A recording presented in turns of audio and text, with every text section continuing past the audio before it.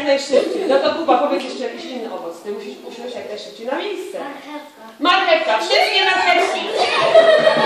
Wszystkie marchewki. Brawo. No. Nie siadamy na te same miejsce. Szukamy nowego. Czyli ty siadaj tam, a ona tu stoi na środku. Usiądź. Julka usiądzie, a Julka zostanie. Każdy musi szukać nowego miejsca. Pietruszki! Pietruszki się zmieniają. I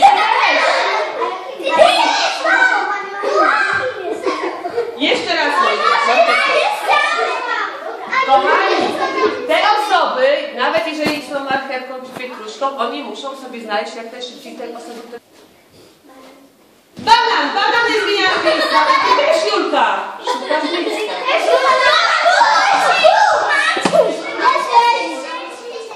Oskar zostaje na środku. Ale jakoś jest tak. Jabłuszka szukają miejsca.